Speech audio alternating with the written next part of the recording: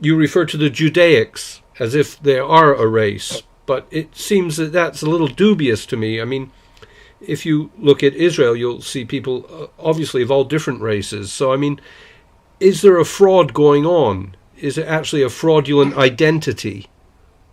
Well, yes, there is, and that's why I actually do use the word Judaic rather than Jew, because who is to say that these people are that we see today in our 21st century world are the genetic descendants of Abraham, Isaac, and Jacob? I go by Shlomo Sand's book, which has been very important and very interesting, and there are others as well. Kessler pioneered in the field, but there's been some better books since then, especially those that do linguistic analysis, such as Paul Wexler's book. But my point is, if someone was to come forward to us in Italy today and say, Maurice, I am a direct descendant of one of the Caesars. I am a direct descendant of one of Caesar's generals. We would say, my God, man, all of those records are long gone.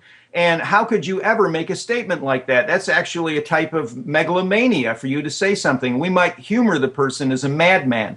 And yet we have millions and millions of Judaic people today who insist on that based on no evidence at all. I am very loath to associate what I regard as a holy name with these, as you have implied or suggested, with these impersonators. I refer to them as Judaics, not as a racial signature, but as a tribal, ethnic, and ideological one. I'm sure that you have come across or have heard of someone getting on one of these chat shows and saying, I am a Judaic Buddhist, or I am a Jewish Buddhist, I am a Jewish atheist.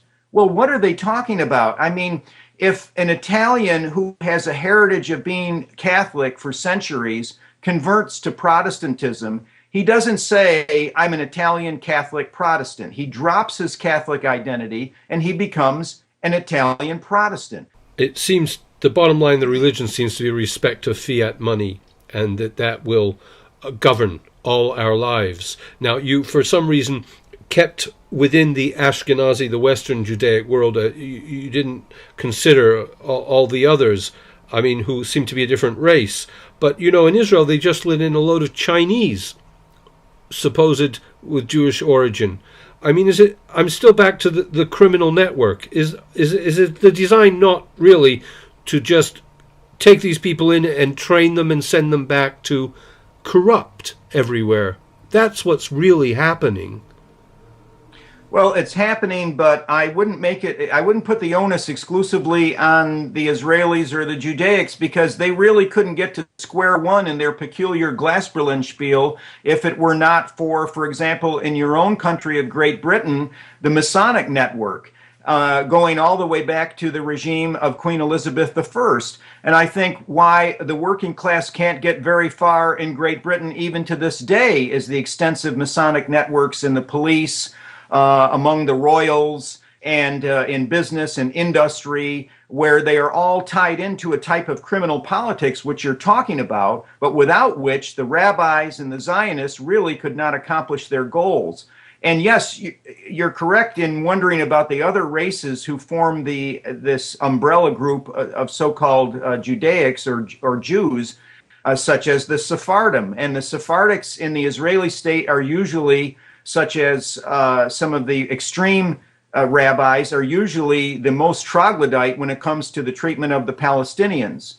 And so, yes, that's another separate branch racially inside this umbrella. Now, as far as Chinese Judaics go and so forth, a lot of the Ashkenazi have problems with the Sephardic, and you can only imagine the extent to which they are troubled by other people from China or Persia or other areas coming in and claiming to be Judaic, as well as what we have right now, the immigrants from Africa, from sub-Saharan Africa, coming to the Israeli state.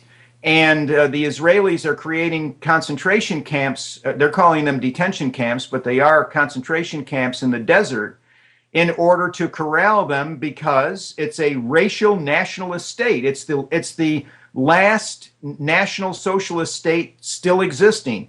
If any other European government were to establish a state such as the Israeli state, would be automatically condemned as being a revival of the Third Reich. Yet we have the Third Reich operating in the Israeli state. So there is this racial component to it. And part of that is when you see some of these Kahanists who are coming forward and racially disparaging the black immigrants to the Israeli nation. At the same time, in Great Britain and in the United States of America, the main campaigners to allow open borders are quite often the Zionists. So they do not practice what they preach, and they're inflicting on us what they will not have inflicted on their holy state. Well, I guess they were a bit shocked at the backlash within Israel against the blacks in this case, because it is, certain accusations are made that the Jews are pushing assimilation, that the Jews are pushing homosexuality, and I think this is true, but they're having some backlash in Israel. Right behind you is a sign. It says revisionisthistory.org. Can you explain what that means, please? Revisionist history. That's our website address, of course, and revisionist history is, I think, a fairly simple endeavor. It involves revising one's opinions and beliefs based on the constant flow of new information. I think it's the most basic aspect of being a human being. We have a girlfriend. We think that she's loyal to us. We find out that she's not. And so we say we don't want to be with her any longer. We have a restaurant that we go to. We think that it's clean and hygienic. We find out that despite it having an enormous reputation and a big front, that it isn't. And so we stop eating there. But we seem to drop that criteria when it comes to our ideas. And so we cling to ideas and beliefs based on consensus reality, based on this enormous canvas that's painted for us. And when new information is actually is able to evade the filter that is imposed through the media, then it's incumbent on us to change our views and revise our understanding of what history really is. And I believe that's an ongoing process, and it's more than a process, it's an adventure. Because when your views are up for revision, you're constantly seeking to discover new information. And I think that if we had that present more in our minds and in our politics, the world would indeed be a better place. Now, revisionist history is maligned by its enemies and associated, for example, with so-called Holocaust denial and other dark and sinister forces that the mass media will use to try and dissuade people from engaging in revisionist history. Well, a quick question. Why did Charles de Gaulle, Roosevelt, and Churchill, why did none of them mention the Holocaust in their memoirs? Because Jean-Marie Le Pen in this particular area was absolutely correct when he called it a detail of history.